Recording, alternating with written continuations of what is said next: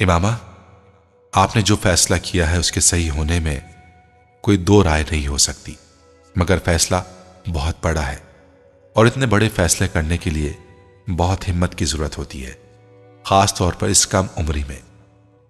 مگر بعض دفعہ فیصلے کرنے کے لیے اتنی جرت کی ضرورت نہیں ہوتی جتنی ان پر قائم رہنے کے لیے ہوتی ہے۔ آپ کو کچھ عرصے بعد اس کا اندازہ ہوگا۔ وہ بڑے ٹھہرے ہوئے لہجے میں کہہ رہے تھے، میں آپ سے یہ جاننا چاہتا ہوں، کیا مذہب کی تبدیلی کا فیصلہ صرف مذہب کے لیے ہے یا کوئی اور وجہ بھی ہے؟ وہ چونک کر انہیں دیکھنے لگی۔ میرا خیال ہے مجھے زیادہ واضح طور پر یہ سوال پوچھنا چاہیے، کہیں ایسا تو نہیں کہ آپ کسی لڑکے میں دلچسپی رکھتی ہیں اور اس کے کہنے پر یا اس کے لیے آپ نے گھر سے نکلنے کا فیصلہ کیا ہو مذہب بدلنے کا؟ اس سوال کا جواب دینے سے پہلے یہ مت سوچنا کہ اگر کوئی ایسی وجہ ہوگی تو میں آپ کو برا سمجھوں گا یا آپ کی مدد نہیں کروں گا۔ میں یہ صرف اس لیے پوچھ رہا ہوں، اگر ایسا ہوا تو پھر مجھے اس لڑکے اور اس کے گھر والوں سے بھی ملنا ہوگا۔ ڈاکٹر سبت اب سوالیہ نظروں سے اسے دیکھ رہے تھے۔ اس وقت امامہ کو پہلی بار مریم سے اتنی دیر سے رابطہ کرنے پر پچھتاوا ہوا۔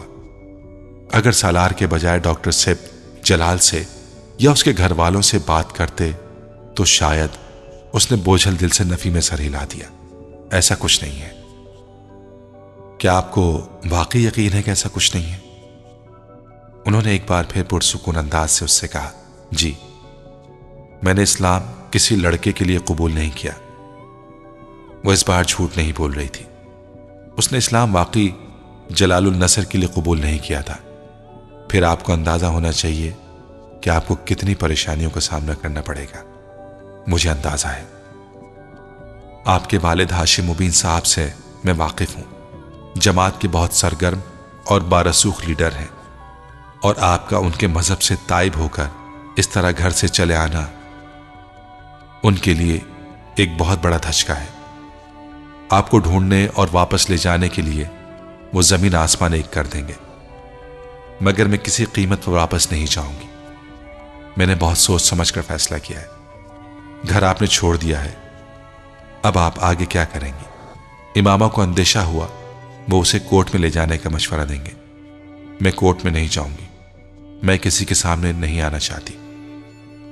آپ اندازہ کر سکتے ہیں کہ سامنے آ کر میرے لیے بہت زیادہ مسائل پیدا ہوں گے۔ پھر آپ کیا کرنا چاہتی ہیں؟ انہوں نے بغور اسے دیکھتے ہوئے پوچھا۔ سامنے نہ آنے کا مطلب یہ ہے کہ آپ میڈیکل کالج میں اپنی اسٹڈیز جاری نہیں رکھ سکیں گی۔ میں جانتی ہوں۔ اس نے چائے کا کپ رکھتے ہوئے افسردگی سے کہا، میں ویسے بھی خود تو میڈیکل کی تعلیم افورڈ بھی نہیں کر سکتی، اور اگر کسی دوسرے میڈیکل کالج میں کسی دوسرے شہر یا صوبے میں آپ کی مائیگریشن کروا دی جائے تو نہیں، وہ مجھے ڈھونڈ لیں گے۔ ان کے ذہن میں سب سے پہلے یہی خیال آئے گا کہ میں مائیگریشن کروانے کی کوشش کروں گی، اور اتنے تھوڑے سے میڈیکل کالجز میں مجھے ڈھونڈنا بہت آسان کام ہے۔ پھر میں بی ایس سی میں کسی کالج میں ایڈمیشن لینا چاہتی ہوں، مگر کسی دوسرے شہر میں، لاہور میں ایک کالج چھان ماریں گے۔ میں اپنا نام بھی بدلوانا چاہتی ہوں۔ اگر آپ ان دونوں کاموں میں میری مدد کر سکتے ہیں تو میں بہت احسان مند رہوں گی۔ ڈاکٹر سبت علی بہت دیر خاموش رہے۔ وہ کسی گہری سوچ میں گم تھے۔ پھر انہوں نے گہرا سانس لیا۔ امامہ، ابھی کچھ عرصے آپ کو یہیں رہنا چاہیے۔ پہلے تو یہ دیکھنا ہے کہ آپ کے گھر والے آپ کی تلاش میں کیا کیا طریقے اختیار کرتے ہیں۔ چند ہفتے انتظار کرتے ہیں، پھر دیکھتے ہیں آگے کیا کرنا ہے۔ آپ اس گھر میں بالکل محفوظ ہیں۔ آپ کو اس حوالے سے کوئی پریشانی نہیں ہونی چاہیے۔ آپ کورٹ میں نہیں جانا چاہتی، میں آپ کو اس کے لیے مجبور نہیں کروں گا، اور آپ کو یہ ڈر نہیں ہونا چاہیے کہ کوئی یہاں تک آ جائے گا یا آپ کو زبردستی یہاں سے لے جائے گا۔ آپ کے ساتھ کوئی بھی کسی بھی طرح کی زبردستی نہیں کر سکتا۔ انہوں نے اس رات اسے بہت تسلیاں دی تھی۔ ڈاکٹر سبت علی کی شکل دیکھ کر بے اختیار ہاشم مبین یاد آتے رہے۔ وہ بوجھل دل کے ساتھ اپنے کمرے میں چلی گئی۔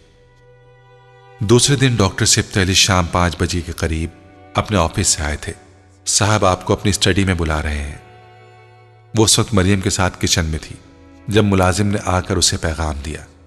आओ इमामा, बैठो। स्टडी के दरवाजे पर दस्तक देकर अंदर दाखिल होने पर डॉक्टर सिब्त अली ने उससे कहा। वो अपनी टेबल की एक दराज से कुछ पेपर्स निकाल रहे थे। वो वहां रखी एक कुर्सी पर बैठ गई। आज मैंने कुछ मालूमात करवाई हैं आपके बारे में कि आपके घर वाले आपकी तलाश में कहां तक पहुंचे हैं और क्या कर रहे हैं। उन्होंने दराज बंद करते हुए कहा, यह सालार सिकंदर कौन है? उनके अगले सवाल ने उसके दिल की धड़कन को चंद लम्हों के लिए रोक दिया था। वो अब कुर्सी पर बैठे उसे बगौर देख रहे थे। उसके चेहरे की फक होती रंगत ने उन्हें बता दिया कि वो नाम इमामा के लिए अजनबी नहीं था। सालार हमारे साथ वाले घर में रहता है, उसने अटकते हुए कहा। उसने मेरी बहुत मदद की है घर से निकलने में। इस्लामाबाद से लाहौर मुझे वही छोड़कर गया था। वो दानिस्ता रुक गई। क्या उससे निकाह के बारे में भी बताना चाहिए? वो गूमगू थी। आपके वालिद ने उसके खिलाफ FIR दर्ज करवाई है, आपको अगवा करने के इल्जाम में। इमामा के चेहरे की रंगत और जर्द हो गई। उसे तवक्को नहीं थी कि सालार सिकंदर इतनी जल्दी पकड़ा जाएगा और अब उसके घर वाले यकीनन जलालुन नसर तक भी पहुंच जाएंगे। और वो निकाह और उसके बाद क्या वो यहां आ जाएंगे? क्या वो पकड़ा गया? बेख्तियार उसके मुंह से निकला, नहीं। यह ट्रेस आउट कर लिया गया था कि वो उस रात किसी लड़की के साथ लाहौर आया था, लेकिन उसका इसरार था कि वो आप नहीं थी, कोई दूसरी लड़की थी, उसकी कोई गर्लफ्रेंड, और उसने इसका सबूत भी दे दिया है। डॉक्टर सिब्त अली ने दानिस्ता तौर पर यह नहीं बताया था कि वो लड़की कोई तवाइफ थी। पुलिस उसे गिरफ्तार उसके अपने वालिद की वजह से नहीं कर सकी। उसके सबूत देने के बावजूद आपके घर वालों का यही इसरार है कि आपकी गुमशुदगी में वही मुलव्विस है। इमामा, कैसा लड़का है ये सालार सिकंदर? डॉक्टर सिब्त ने उसे तफसील बताते हुए अचानक पूछा। बहुत बुरा। बेख्तियार इमामा के मुंह से निकला, बहुत ही बुरा। मगर आप तो कह रही थी कि उसने आपकी बहुत मदद की है। फिर? हाँ, उसने मेरी मदद की है, मगर वो बहुत बुरे किरदार का लड़का है। शायद उसने मेरी मदद इसलिए की है क्योंकि मैंने एक बार उसे फर्स्ट एड दी थी। उसने खुदकुशी की कोशिश की थी तब, और शायद इसलिए भी उसने मेरी मदद की होगी क्योंकि मेरा भाई उसका दोस्त है। वरना वो लड़का बहुत बुरा है। वो जहनी मरीज है, पता नहीं अजीब बातें करता है, अजीब हरकतें करता है।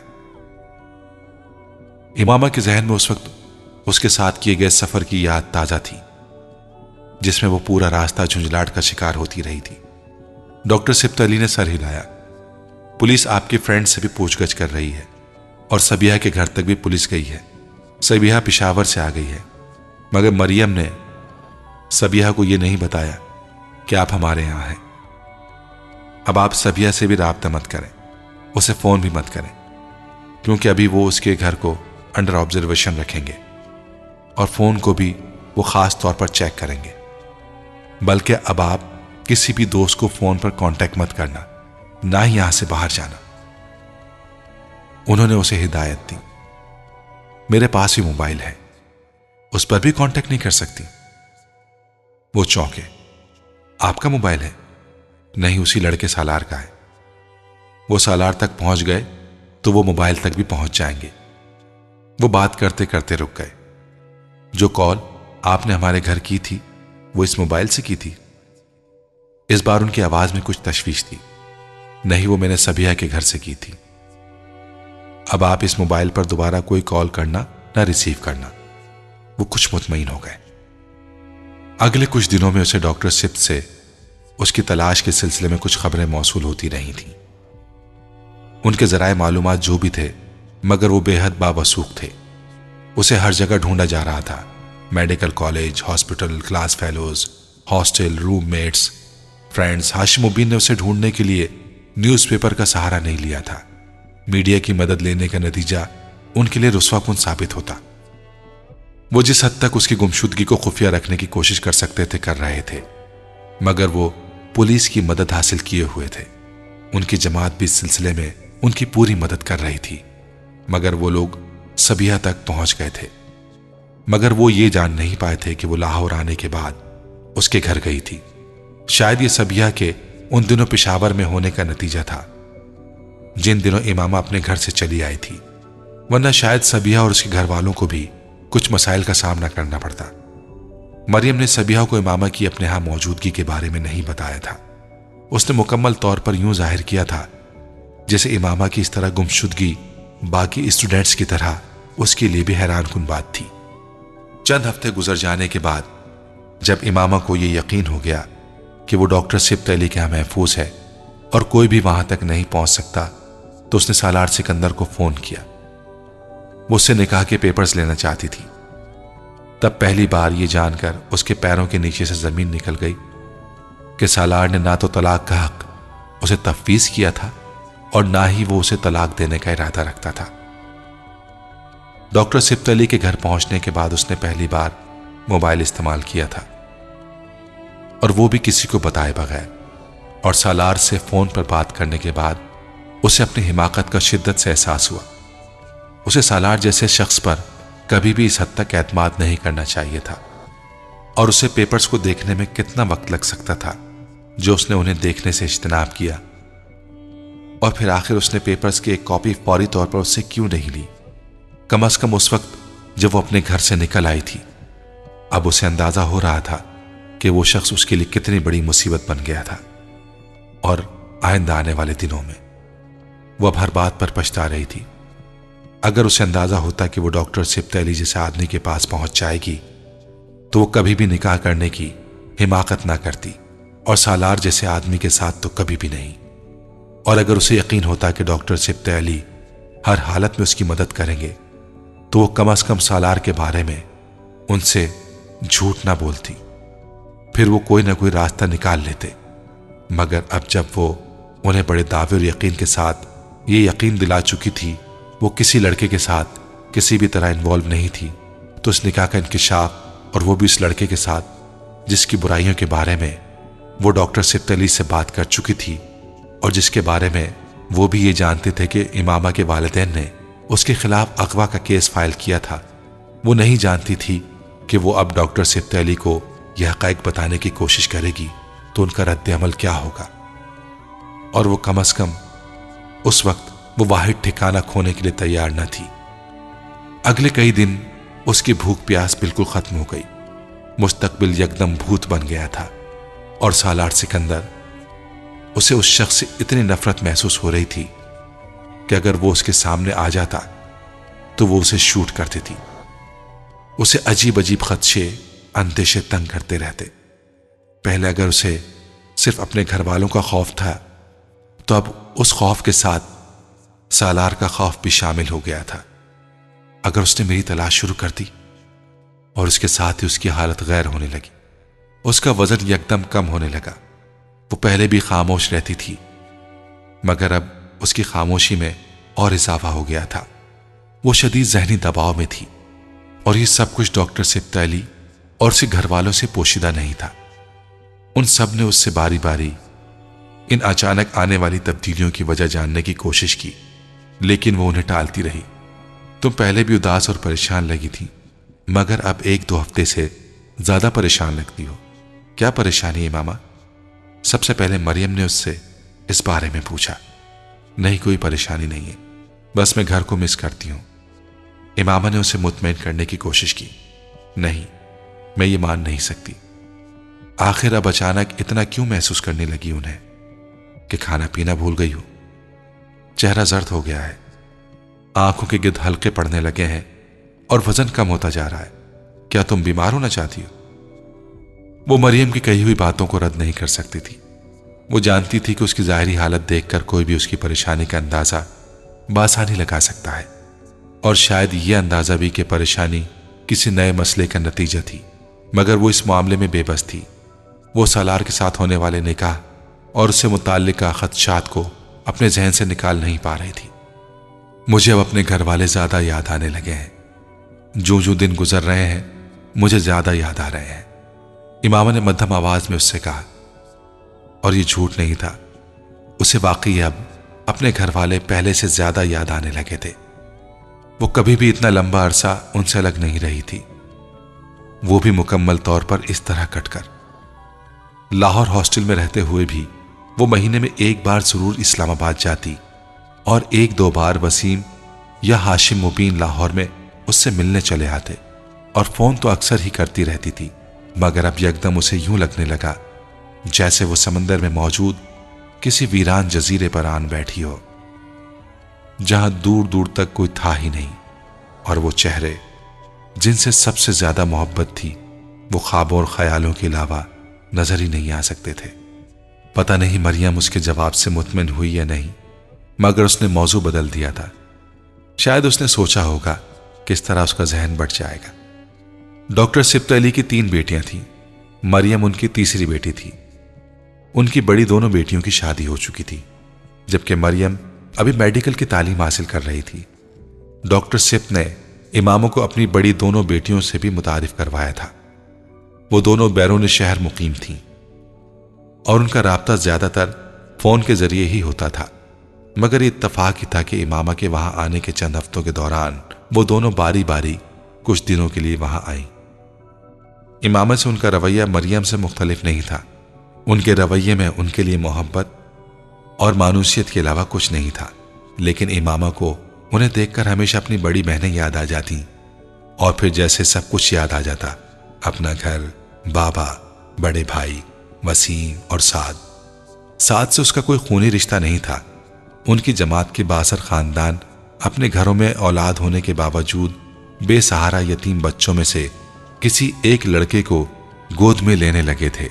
یہ اپنی جماعت کے افراد کے مستقبل میں تعداد بڑھانے کے لیے کوششوں کا ایک ضروری حصہ تھی۔ ایسا بچہ ہمیشہ عام مسلمانوں کے بچوں میں سے ہی ہوتا اور ہمیشہ لڑکا ہوتا۔ سعد بھی اسی سلسلے میں بہت چھوٹی عمر میں اس کے گھر آیا تھا۔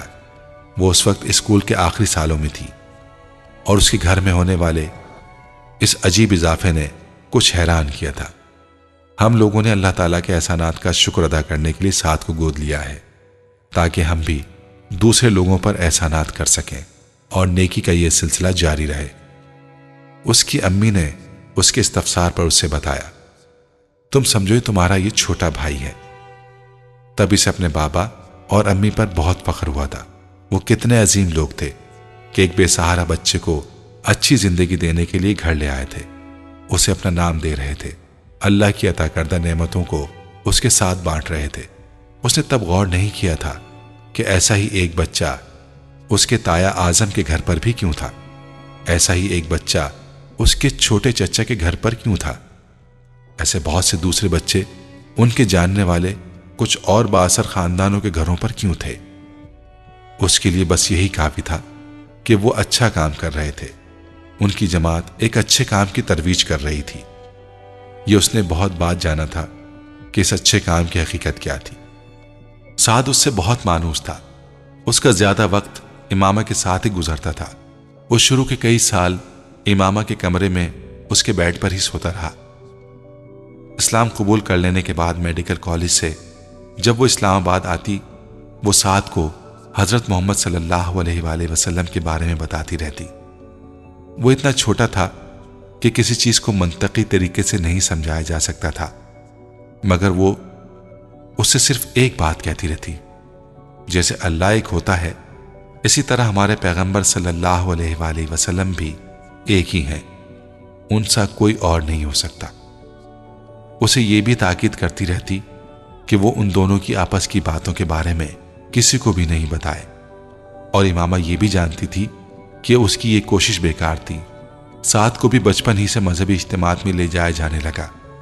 وہ اس اثر کو قبول کر رہا تھا۔ وہ ہمیشہ یہ سوچتی کہ وہ میڈیکل کی تعلیم کے بعد سعد کو لے کر اپنے گھر والوں سے الگ ہو جائے گی، اور وہ یہ بھی جانتی تھی کہ یہ کس قدر مشکل کام تھا۔ اس نے اپنے گھر سے بھاگتے ہوئے بھی سعد کو اپنے ساتھ لے آنے کا سوچا تھا، مگر یہ کام ناممکن تھا۔ وہ نہیں چاہتی تھی کہ وہ اسے لاتے ہوئے خود بھی پکڑی جائے۔ وہ اسے وہاں چھوڑ آئی تھی، اور اب ڈاکٹر سبط کے یہاں پہنچنے کے بعد اسے اس کا بار بار خیال آتا۔ اگر وہ کسی طرح اسے وہاں سے لے آتی تو وہ بھی اس دلدل سے نکل سکتا تھا، مگر ان تمام سوچوں، تمام خیالوں نے اپنے گھر والوں کے لیے اس کی محبت کو کم کیا، نہ اپنے گھر والوں کے لیے، نہ جلال النصر کے لیے۔ وہ ان کا خیال آنے پر رونا شروع ہوتی تو ساری رات روتی رہتی۔ شروع کے دنوں میں وہ ایک الگ کمرے میں تھی اور مریم کو اس کا اندازہ نہیں تھا، مگر ایک رات وہ اچانک اس کے کمرے میں اپنی کوئی کتاب لینے آئی۔ رات کے پچھلے پہر اسے قطعاً یہ اندازہ نہیں تھا کہ امامہ جاگ رہی ہوگی، اور نہ صرف جاگ رہی تھی بلکہ رو رہی ہوگی۔ امامہ کمرے کی لائٹ آف کیے بیڈ پر کمبل اوڑھے رو رہی تھی۔ جب اچانک دروازہ کھلا تو اس نے کمبل سے چہرے کو ڈھانپ لیا۔ وہ نہیں جانتی تھی کہ مریم کو کیسے اس کے جاگنے کا اندازہ ہوا تھا۔ امامہ جاگ رہی ہو؟ اس نے امامہ کو آواز دی۔ امامہ نے حرکت نہیں کی، مگر پھر بھی مریم اس کی طرف چلی آئی اور اس نے کمبل اس کے چہرے سے ہٹا دیا۔ میرے اللہ، تم تو رو رہی ہو، اور اس وقت؟ وہ اس کے پاس ہی تشویش کے عالم میں بیڈ پر بیٹھ گئی۔ امامہ کی آنکھیں بری طرح سوجی ہوئی تھی، اس کا چہرہ آنسوؤں سے بھیگا ہوا تھا، مگر اسے سب سے زیادہ ندامت پکڑے جانے کی تھی۔ اس لیے تمہیں راتوں کو نیند نہیں آتی کیونکہ تم روتی رہتی ہو، اور صبح یہ کہہ دیتی ہو کہ رات کو سونے میں دقت ہوئی، اس لیے آنکھیں سوجی ہوئی ہیں۔ بس تم آج سے یہاں نہیں سو گی، اٹھو میرے کمرے میں چلو۔ اس نے کچھ برہمی کے عالم میں اسے کھینچ کر اٹھایا۔ امامہ ایک لفظ نہیں بول سکی، وہ اس وقت بے حد شرمندہ تھی۔ مریم نے اس کے بعد اسے اپنے کمرے میں ہی سلانا شروع کر دیا۔ راتوں کو دیر تک رونے کا وہ سلسلہ ختم ہو گیا، مگر نیند پر اس کا اب بھی کوئی اختیار نہیں تھا۔ اسے نیند بہت دیر سے آتی تھی۔ کئی بار مریم کی عدم موجودگی میں اس کی میڈیکل کی کتابیں دیکھتی اور اس کا دل بھر آتا۔ وہ جانتی تھی کہ سب کچھ بہت پیچھے رہ گیا تھا۔ صبح مریم اور ڈاکٹر سپ کے گھر سے چلے جانے کے بعد وہ سارا دن آنٹی کے ساتھ گزار دیتی، یا شاید وہ سارا دن ان کے ساتھ رہنے کی کوشش کرتی تھی۔ وہ اسے اکیلا نہ رہنے دینے کی کوشش میں مصروف رہتی تھی، مگر ان کے ساتھ ہوتے ہوئے بھی وہ پتہ نہیں کن کن سوچوں میں ڈوبی رہتی تھی۔ اس نے سالار کے ساتھ دوبارہ رابطہ کرنے کی کوشش نہیں کی تھی۔ وہ جانتی تھی کہ اس کا کوئی فائدہ نہیں تھا۔ اس کی ذہنی پریشانی میں اضافے کے علاوہ اس رابطے سے اسے کچھ حاصل نہیں ہونے والا تھا۔ اسے ڈاکٹر سپتیلی کے ہاں آئے ہوئے 3 ماہ ہو گئے تھے، جب ایک دن انہوں نے رات کو اسے بلایا۔ آپ کو اپنا گھر چھوڑے کچھ وقت بیت گیا ہے۔ آپ کے گھر والوں نے آپ کی تلاش ابھی تک ختم تو نہیں کی ہوگی، مگر چند ماہ پہلے والی تند ہی وہ تیزی نہیں رہی ہوگی۔ اب میں جاننا چاہتا ہوں کہ اب آپ آگے کیا کرنا چاہتی ہیں؟ انہوں نے مختصر تمہید کے بعد کہا۔ میں نے آپ کو بتایا تھا میں اسٹڈیز جاری رکھنا چاہتی ہوں۔ وہ اس کی بات پر کچھ دیر خاموش رہے، پھر انہوں نے کہا، امامہ آپ نے شادی کے بارے میں کیا سوچا ہے؟ وہ ان سے اس سوال کی توقع نہیں کر رہی تھی۔ شادی؟ کیا مطلب؟ وہ بے اختیار ہکلائی۔ آپ جن حالات سے گزر رہی ہیں ان میں سے آپ کے لیے سب سے بہترین راستہ شادی ہی ہے۔ کسی اچھی فیملی میں شادی ہو جانے سے آپ اس عدم تحفظ کا شکار نہیں رہیں گی جس کا شکار ابھی آپ ہیں۔ میں چند اچھے لڑکوں اور فیملیز کو جانتا ہوں، میں چاہتا ہوں ان میں سے کسی کے ساتھ آپ کی شادی کر دی جائے۔ وہ بالکل سفید چہرے کے ساتھ انہیں چپ چاپ دیکھتی رہی۔ وہ ان کے پاس آنے سے بہت پہلے اپنے لیے اسی حل کو منتخب کر چکی تھی، اور اسی ایک حل کو ڈھونڈتے ڈھونڈتے وہ سالار سکندر سے نکاح کی حماقت کر چکی تھی۔ اس وقت اگر وہ سالار سکندر سے نکاح نہ کر چکی ہوتی تو بلا ہیل و حجت ڈاکٹر سپتیلی کی بات ماننے پر تیار ہو جاتی، مگر وہ جانتی تھی کہ ان حالات میں کسی اچھی فیملی میں شادی اسے کتنی اور کن مصیبتوں سے بچا سکتی تھی۔ اس نے آج تک کبھی خود مختار زندگی نہیں گزاری تھی۔ وہ ہر چیز کے لیے اپنی فیملی کی محتاج رہی تھی، اور وہ یہ تصور کرتے ہوئے بھی خوفزدہ ہی رہتی تھی کہ آخر وہ کب اور کس طرح اپنے بلبوتے پر زندگی گزار سکے گی۔ مگر سالار سے وہ نکاح اس کے گلے کی ایسی ہڈی بن گیا تھا جسے وہ نہ نگل سکتی تھی اور نہ اگل سکتی تھی۔ نہیں، میں شادی نہیں کرنا چاہتی۔ کیوں؟ اس کے پاس اس سوال کا جواب موجود تھا، مگر حقیقت بتانے کے لیے حوصلہ نہیں تھا۔ ڈاکٹر سپتیلی اس کے بارے میں کیا سوچتے؟ یہ کہ وہ ایک جھوٹی لڑکی ہے جو اب تک انہیں دھوکہ دیتے ہوئے ان کے پاس رہ رہی تھی، یا یہ کہ شاید وہ سالار سے شادی کے لیے ہی اپنے گھر سے نکلی تھی اور باقی سب کچھ کے بارے میں جھوٹ بول رہی تھی، اور اگر انہوں نے حقیقت جان لینے پر اس کی مدد سے معذرت کر لی یا اسے گھر چلے جانے کا کہا، اور اگر انہوں نے اس کے والدین سے رابطہ کرنے کی کوشش کی تو وہ 3 ماہ سے ڈاکٹر سبطی علی کے پاس تھی۔ وہ کتنے اچھے تھے وہ بخوبی جانتی تھی، لیکن وہ اس قدر خوفزدہ اور محتاط تھی کہ وہ کسی قسم کا رسک لینے پر تیار نہ تھی۔ میں پہلے اپنی تعلیم مکمل کرنا چاہتی ہوں تاکہ کسی پر بوجھ نہ بنوں، کسی پر بھی۔ شادی کر لینے کی صورت میں اگر مجھے بعد میں کسی بھی پریشانی کا سامنا کرنا پڑا تو میں کیا کروں گی؟ اس وقت تو میرے لیے شاید تعلیم حاصل کرنا بھی ممکن نہیں رہے گا۔ اس نے ایک لمبی خاموشی کے بعد جیسے کسی فیصلے پر پہنچتے ہوئے ڈاکٹر سبطی علی سے کہا، امامہ، ہم ہمیشہ آپ کی مدد کرنے کے لیے موجود رہیں گے۔ آپ کی شادی کر دینے کا مطلب یہ نہیں ہوگا کہ میرے گھر سے آپ کا تعلق ختم ہو جائے گا یا میں آپ سے جان چھڑانا چاہتا ہوں۔ آپ میرے لیے میری چوتھی بیٹی ہیں۔ امامہ کی آنکھوں میں آنسو آ گئے۔ میں آپ پر کوئی دباؤ نہیں ڈالوں گا، جو آپ چاہیں گی وہی ہوگا، یہ صرف میری ایک تجویز تھی۔ ڈاکٹر سبطی علی نے کہا، کچھ سال گزر جانے دیں، اس کے بعد میں شادی کر لوں گی، جہاں بھی آپ کہیں گے۔ اس نے ڈاکٹر سبطی علی سے کہا، مگر ابھی فوری طور پر نہیں، ابھی مجھے سالار سکندر سے جان چھڑانی ہے، اس سے طلاق لینے کا کوئی راستہ تلاش کرنا ہے۔ وہ ان سے بات کرتے ہوئے سوچ رہی تھی، کس شہر میں پڑھنا چاہتی ہیں آپ؟ ڈاکٹر سبطی علی نے مزید کوئی دباؤ نہیں ڈالا، کسی بھی شہر میں، میری کوئی ترجیح نہیں ہے۔ اس نے ان سے کہا، وہ اپنے گھر سے آتے ہوئے اپنے سارے ڈاکومنٹس، اپنے پاس موجود زیورات اور رقم بھی لے آئی تھی۔ جب ڈاکٹر سبطی علی نے اس گفتگو کے چند دن بعد اسے بلا کر ملتان میں اس کے ایڈمیشن کے فیصلے کے بارے میں بتانے کے ساتھ اس کے ڈاکومنٹس کے بارے میں پوچھا تو وہ اس بیگ کو لے کر ان کے پاس چلی آئی۔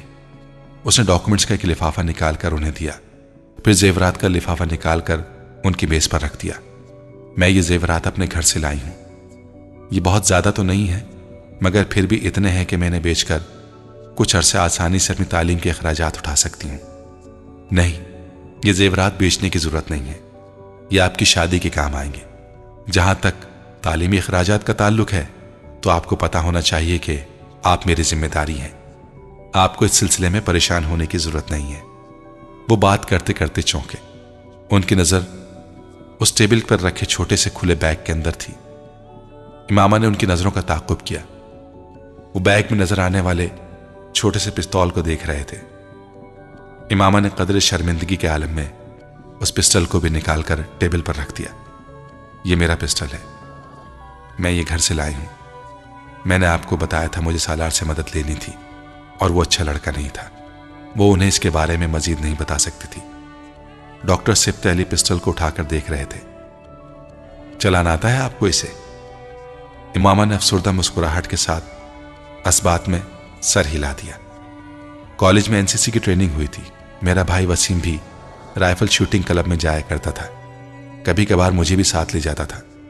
میں نے اپنے بابا سے ضد کر کے خریدا تھا، یہ گولڈ پلیٹڈ ہے۔ وہ ان کے ہاتھ میں پکڑے ہوئے پسٹل کو دیکھتے ہوئے مدھم آواز میں کہہ رہی تھی، آپ کے پاس اس کا لائسنس ہے مگر وہ ساتھ لے کر نہیں آئی۔ پھر آپ اسے یہیں پر رہنے دیں، ملتان ساتھ لے کر نہ جائیں، زیورات کو لاکر میں رکھوا دیتے ہیں۔ امامہ نے سر ہلا دیا۔ وہ چند ماہ بعد ملتان اپنی سٹڈیز کے سلسلے کو ایک بار پھر جاری رکھنے کے لیے آ گئی تھی۔ ایک شہر سے دوسرے شہر، دوسرے سے تیسرے شہر، ایک ایسا شہر جس کے بارے میں اس نے کبھی خواب میں بھی نہیں سوچا تھا، مگر اس نے تو خواب میں اور بہت کچھ بھی نہیں سوچا تھا۔ کیا اس نے کبھی یہ سوچا تھا کہ وہ 20 سال کی عمر میں ایک بار پھر BSc میں داخلہ لے گی؟ اس عمر میں جب لڑکیاں BSc کر چکی ہوتی ہیں، کیا اس نے کبھی یہ سوچا تھا کہ وہ اپنی مرضی سے میڈیکل کالج چھوڑ دے گی؟ کیا اس نے کبھی یہ سوچا تھا کہ وہ اپنے والدین کے لیے کبھی اس قدر تکلیف اور شرمندگی کا باعث بنے گی؟ کیا اس نے کبھی سوچا تھا کہ وہ اسد کے بجائے کسی اور سے محبت کرے گی، یا پھر اس سے شادی کے لیے یوں پاگلوں کی طرح کوشش کرے گی؟ کیا کبھی اس نے سوچا تھا کہ ان کوششوں میں ناکامی کے بعد وہ سالار سکندر جیسے کسی لڑکے کے ساتھ اپنی مرضی سے نکاح کر لے گی؟ اور کیا اس نے یہ سوچا تھا کہ ایک بار گھر سے نکل جانے کے بعد اسے ڈاکٹر سبطی علی کے گھرانے جیسا گھر مل سکے گا؟ اسے باہر کی دنیا میں پھرنے کی عادت نہیں تھی، اور اسے باہر کی دنیا میں پھرنا نہیں پڑا تھا۔ اپنے گھر سے نکلتے وقت اس نے اللہ سے اپنی حفاظت کی بے تحاشا دعائیں مانگی تھی۔ اس نے دعائیں مانگی تھی کہ اسے در بدر نہ پھرنا پڑے۔ وہ اتنی بولڈ نہیں تھی کہ وہ مردوں کی طرح ہر جگہ دندناتی پھرتی، اور واقعی نہیں جانتی تھی کہ جب اسے اپنے چھوٹے چھوٹے کاموں کے سلسلے میں خود جگہ جگہ پھرنا پڑے گا، ہر طرح کے مردوں اور لوگوں کا سامنا کرنا پڑے گا، تو وہ کیسے کرے گی؟ وہ بھی اس صورت میں جبکہ اس کے پیچھے فیملی بیک گراؤنڈ نام کی کوئی چیز نہیں رہی تھی۔ وہ اپنی فیملی کے سائے کے نیچے لاہور آ کر میڈیکل کالج میں پڑھنا اور آگے تعلیم حاصل کرنے کے لیے باہر جانے کے خواب دیکھنا اور بات تھی۔ تب اس کے لیے کوئی مالی مسائل نہیں تھے، اور ہاشم مبین کے پاس اتنی دولت اور اثر و رسوخ تھا کہ صرف ہاشم مبین احمد کا نام کا حوالہ کسی بھی شخص کو اس سے بات کرتے ہوئے مروب اور محتاط کر دینے کے لیے کافی تھا۔ گھر سے نکلنے کے بعد اسے جس ماحول کے سامنے کا خدشہ تھا، اس ماحول کا سامنا اسے نہیں کرنا پڑا تھا۔ پہلے سالار اسے بخیریت لاہور چھوڑ گیا تھا، اور اس کے بعد ڈاکٹر سبطہ علی تک رسائی، جس کے بعد اسے اپنے چھوٹے بڑے کسی کام کے لیے کسی دقت کا سامنا نہیں کرنا پڑا تھا۔ ڈاکومنٹس میں نام کی تبدیلی، ملتان میں ایڈمیشن، ہاسٹل میں رہائش کا انتظام، اس کے تعلیمی اخراجات کی ذمہ داری، وہ اس ایک نعمت کے لیے اللہ کا جتنا شکر ادا کرتی وہ کم تھا۔ کم از کم اسے کسی برے ماحول میں بقا کی جنگ لڑنے کے لیے جگہ جگہ دھکے کھانے نہیں پڑے تھے۔ وہ ملتان چلی آئی۔ یہ اس کے لیے زندگی کے ایک نئے دور کا آغاز تھا، ایک مشکل اور تکلیف دہ دور۔ وہ ہاسٹل میں رہ رہی تھی، اور وہ عجیب زندگی تھی۔ بعض دفعہ اسے اسلام آباد میں اپنا گھر اور خاندان کے لوگ اتنی شدت سے یاد آتے کہ اس کا دل چاہتا کہ وہ بھاگ کر ان کے پاس چلی جائے۔ بعض دفعہ وہ بغیر کسی وجہ کے رونے لگتی۔ بعض دفعہ اس کا دل چاہتا کہ وہ جلال النصر سے رابطہ کرے۔ وہ اسے بے تحاشا یاد آتا۔ وہ بی ایس سی کر رہی تھی۔ اس کے ساتھ بی ایس سی کرنے والی لڑکیاں وہی تھیں جو ایف ایس سی میں میرٹ لسٹ پر نہیں آ سکی تھیں، اور اب وہ بی ایس سی کرنے کے بعد میڈیکل کالج میں جانے کی خواہش مند تھیں۔ میڈیکل کالج، ڈاکٹر، اس کے لیے بہت عرصے تک یہ دونوں الفاظ نشتر بنے رہے۔ کئی بار وہ اپنے ہاتھوں کی لکیروں کو دیکھ کر حیران ہوتی رہی۔ کئی بار وہ اپنے ہاتھوں کی لکیروں کو دیکھ کر حیران ہوتی رہتی۔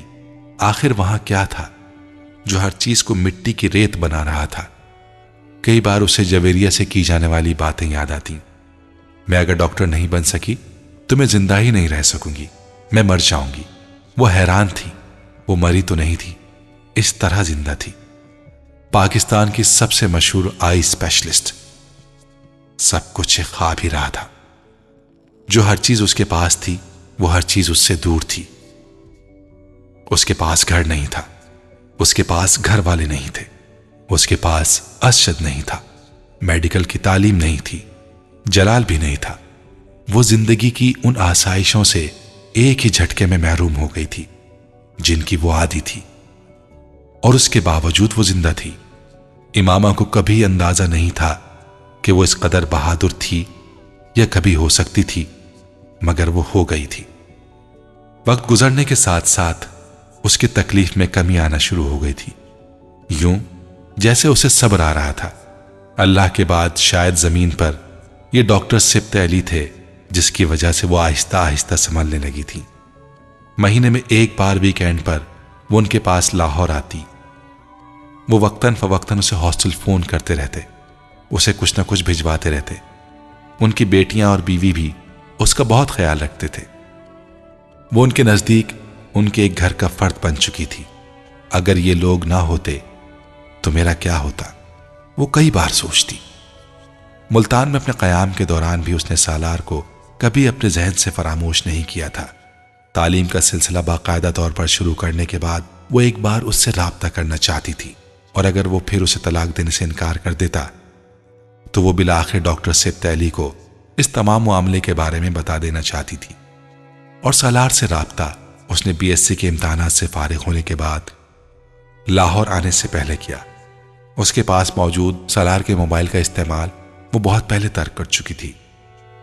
وہ نہیں جانتی تھی کہ 2 سال کے عرصے میں سالار دوبارہ اسی موبائل کا استعمال کرنا شروع کر چکا ہے، یا پھر اس نئے نمبر کو استعمال کر رہا تھا جو اس نے اپنا موبائل دینے کے بعد دیا تھا۔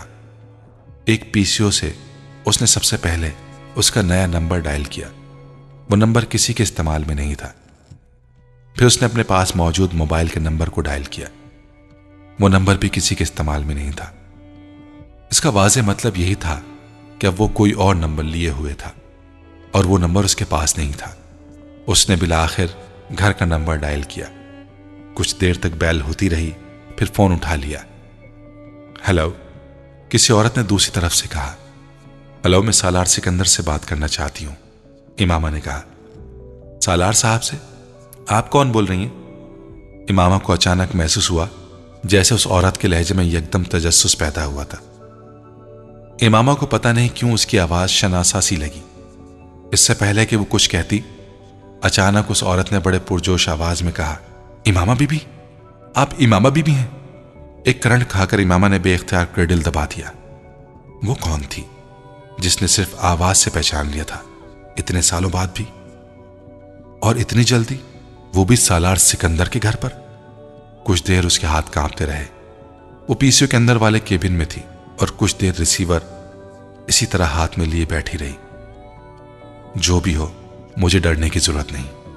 میں اسلام آباد سے اتنی دور ہوں کہ یہاں مجھ تک کوئی نہیں پہنچ سکتا۔ مجھے خوف زدہ ہونے کی ضرورت نہیں، اس نے سوچا اور پی سی او کے مالک کو ایک بار پھر کال ملانے کے لیے کہا۔ فون کی گھنٹی بجنے پر اس بار فون اٹھا لیا گیا تھا، مگر اس بار بولنے والا کوئی مرد تھا، وہ سالار نہیں تھا۔ وہ یہ آواز سنتے ہی جان گئی تھی۔ میں سالار سکندر سے بات کرنا چاہتی ہوں، آپ امامہ ہاشم ہیں؟ مرد نے کھردری آواز میں کہا۔ اس بار امامہ کو کوئی شوق نہیں لگا۔ جی۔ دوسری طرف خاموشی چھا گئی۔ آپ ان سے میری بات کروا دیں۔ یہ ممکن نہیں ہے، دوسری طرف سے کہا۔ کیوں؟ سالار زندہ نہیں ہے۔ کیا؟ بے اختیار امامہ کے حلق سے نکلا۔ وہ مر گیا؟ ہاں۔ کب؟ اس بار مرد خاموش رہا۔ آپ سے آخری بار ان کا رابطہ کب ہوا؟ اس کے سوال کا جواب دینے کے بجائے اس آدمی نے کہا، چند سال پہلے، 2.5 سال پہلے، 1 سال پہلے اس کی ڈیتھ ہوئی ہے۔ آپ؟ امامہ نے کچھ بھی اور سننے سے پہلے فون بند کر دیا۔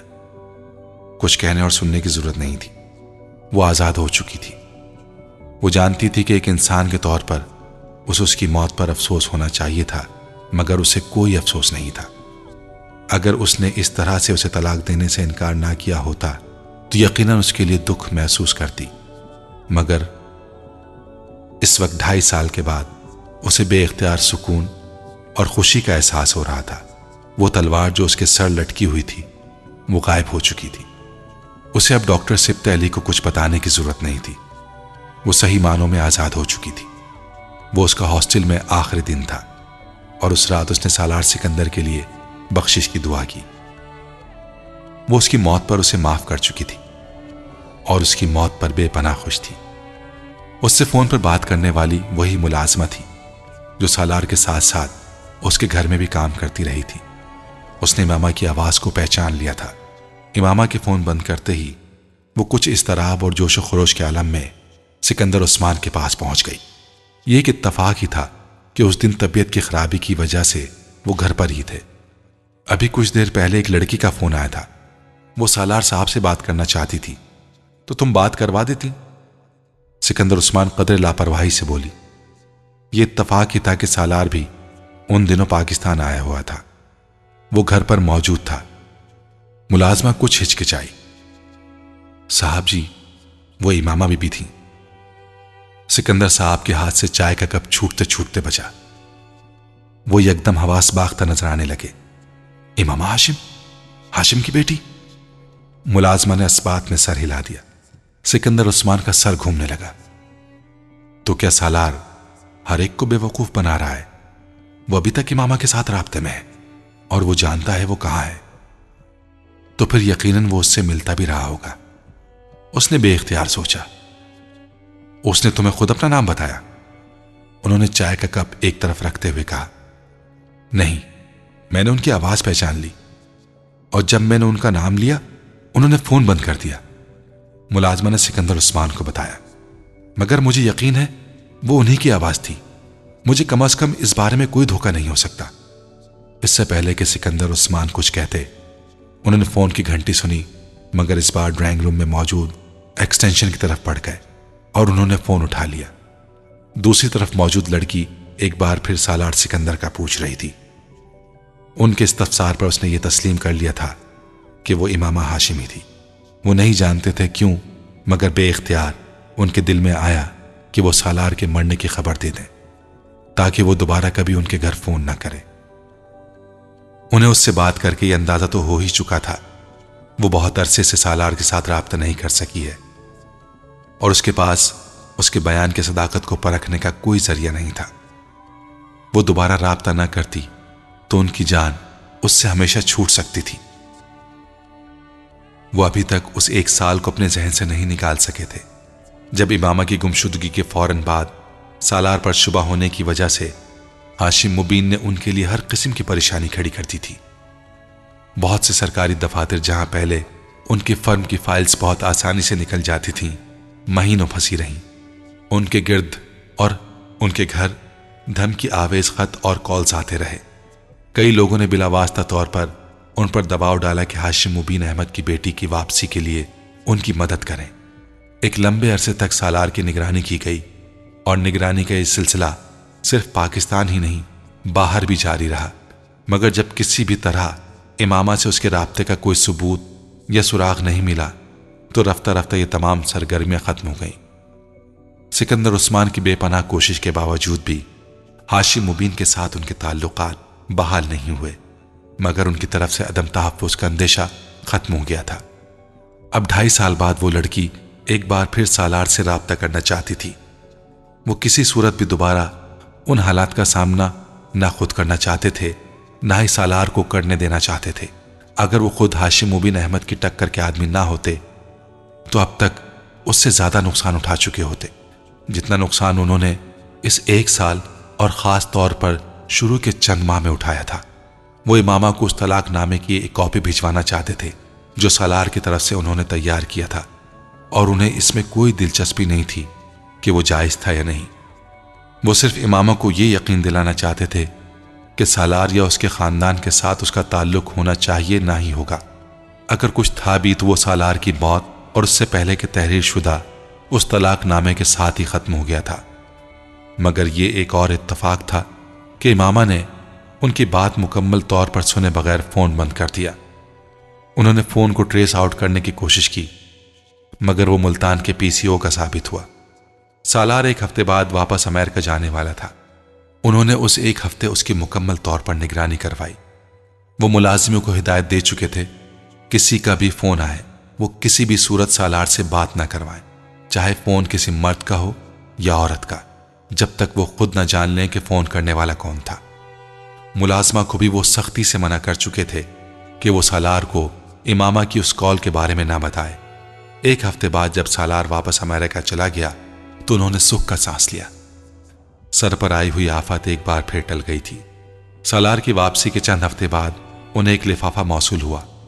امامہ نے لاہور پہنچنے کے بعد وہ موبائل بیچ دیا تھا، وہ اسے واپس نہیں بھجوا سکتی تھی، اور سالار کی وفات کے بعد یہ امکان نہیں تھا کہ کبھی اس کے ساتھ آمنا سامنا ہونے کی صورت میں وہ اسے وہ موبائل واپس دے سکے گی۔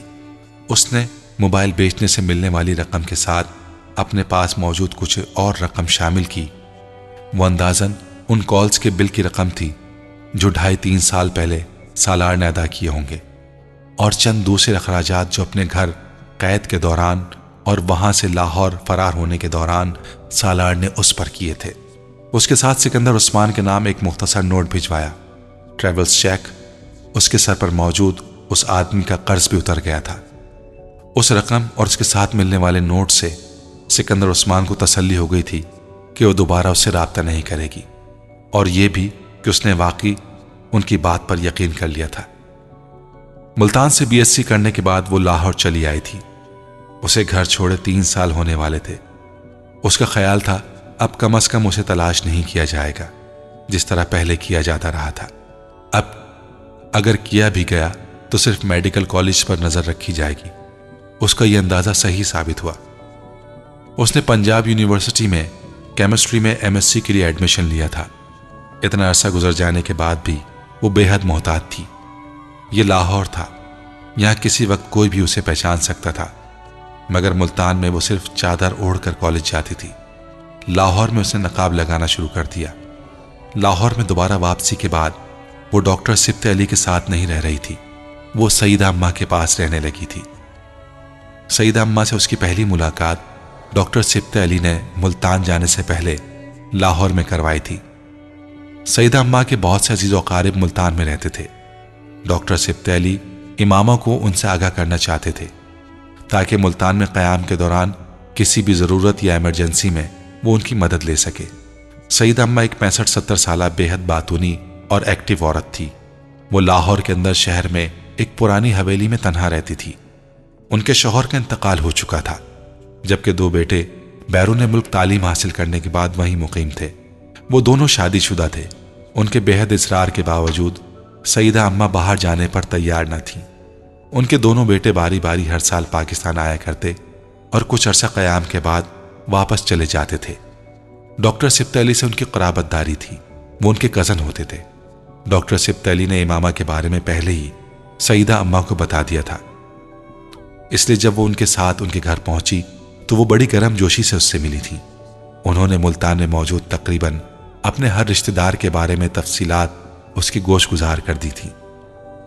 پھر شاید اس سب کو ناکافی جانتے ہوئے انہوں نے خود ساتھ چل کر اسے ہاسٹل چھوڑانے کی آفر کی، جسے ڈاکٹر سبط علی نے نرمی سے رد کر دیا تھا۔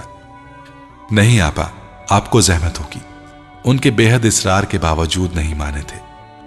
بہتر تو یہ ہے بھائی صاحب کہ آپ اسے میرے بھائیوں میں سے کسی کے گھر ٹھہرا دیں، بچی کو گھر جیسا آرام اور ماحول ملے گا۔ انہیں اچانک ہاسٹل پر اعتراض ہونے لگا۔ پھر انہوں نے ہاسٹل کی زندگی کے کئی مسائل کے بارے میں روشنی ڈالی تھی، مگر ڈاکٹر سبط علی اور خود وہ بھی کسی کے گھر میں رہنا نہیں چاہتی تھی۔ ہاسٹل بہترین آپشن تھا۔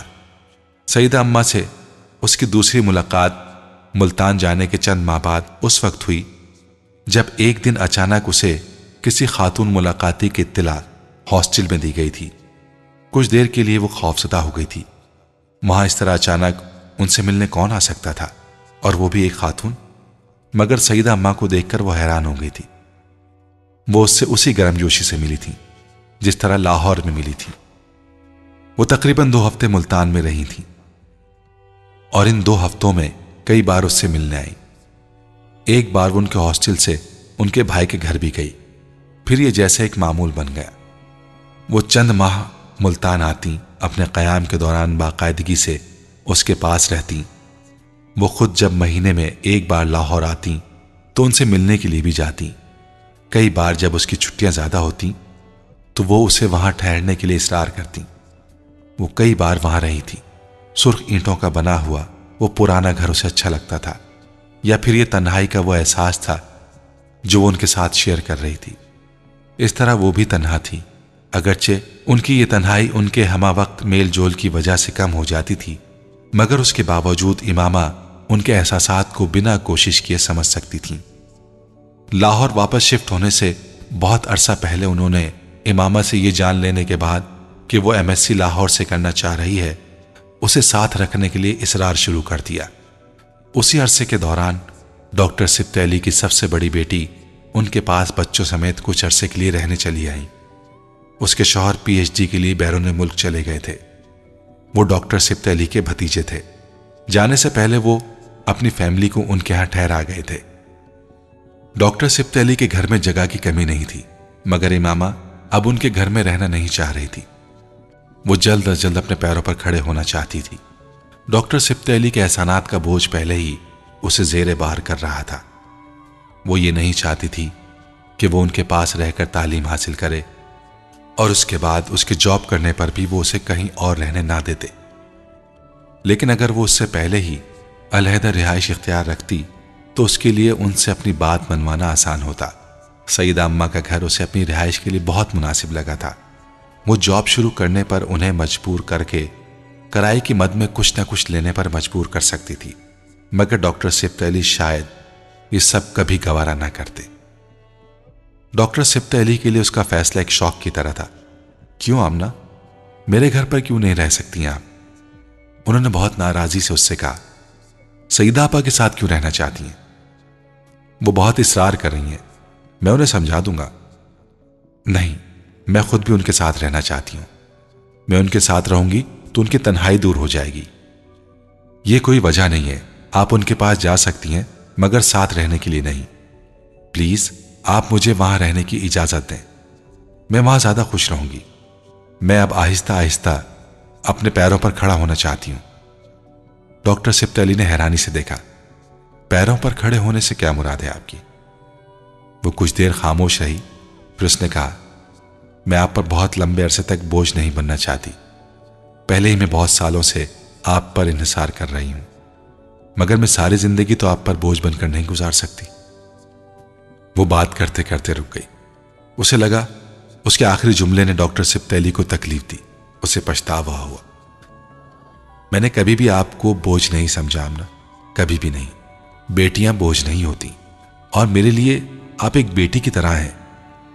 پھر یہ بات مجھے بہت دکھ ہوا ہے، میں جانتی ہوں ابو، مگر میں اپنی فیلنگز کی بات کر رہی ہوں۔ دوسرے پر ڈیپینڈنٹ ہونا بہت تکلیف دہ بات ہے۔ میں سعیدہ اماں کے ساتھ رہ کر زیادہ پرسکون رہوں گی۔ میں انہیں پے کروں گی۔ آپ کو میں پے کرنا چاہوں تو بھی نہ کر سکوں گی۔ شاید مجھے 10 زندگیاں بھی ملیں تو میں آپ کے احسانات کا بدلہ نہیں اتار سکتی، مگر اب بس، اب اور نہیں۔ میں نے زندگی کو گزارنے کے سارے طریقے بھی سیکھنے ہیں، مجھے سیکھنے دیں۔ ڈاکٹر سبط علی نے اس کے بعد اسے دوبارہ اپنے گھر میں رہنے پر مجبور نہیں کیا تھا۔ وہ اس کے لیے بھی ان کے احسان مند تھی۔ سعیدہ اماں کے ساتھ رہنے کا تجربہ ان کے لیے ہاسٹل میں یا ڈاکٹر سبط علی کے یہاں رہنے سے بالکل مختلف تھا۔ ان کے پاس ایک عجیب سی آزادی اور خوشی کا احساس ہوا تھا۔ وہ بالکل اکیلی رہتی تھیں، صرف ایک ملازمہ تھی جو دن کے وقت گھر کے کام کر دیا کرتی تھی اور شام کو واپس چلی جایا کرتی تھی۔ وہ بے حد سوشل لائف گزارتی تھیں۔ محلے میں ان کا بہت آنا جانا تھا۔ وہ نہ صرف محلے میں بلکہ اپنے رشتہ داروں کے ہاں بھی، ان کے گھر بھی اکثر کوئی نہ کوئی آتا رہتا تھا۔ انہوں نے محلے میں ہر ایک سے امامہ کا تعارف اپنی بھانجی کہہ کر کروایا تھا، اور چند سالوں کے بعد یہ تعارف بھانجی سے بیٹی میں تبدیل ہو گیا تھا۔ اگرچہ محلے والے پچھلے تعارف سے واقف تھے، مگر اب کسی نئے ملنے والے سے جب امامہ کو بیٹی کی حیثیت سے متعارف کرواتی تو کسی کو کوئی تجسس نہیں ہوتا تھا۔ لوگ سعیدہ اماں کی عادت سے واقف تھے، وہ کتنا محبت بھرا دل رکھتی تھیں۔ ان کے بیٹے بھی امامہ سے واقف تھے، مگر وہ باقاعدگی سے فون پر سعیدہ اماں سے بات کرتے ہوئے اس کا حال و احوال بھی دریافت کرتے رہتے تھے۔ ان کی بیوی اور بچے بھی اس سے بات چیت کرتے رہتے تھے۔ ان کے بیٹے ہر سال پاکستان آیا کرتے، اور ان کے قیام کے دوران بھی امامہ کو کبھی ایسا محسوس نہیں ہوتا تھا جیسے وہ ان کی فیملی کا حصہ نہیں تھی۔ بعض دفعہ اسے یوں لگتا جیسے وہ واقعی سعیدہ اماں کی بیٹی اور ان کے بیٹوں کی بہن تھی۔ ان دونوں کے بچے اسے پھپھو کہا کرتے تھے۔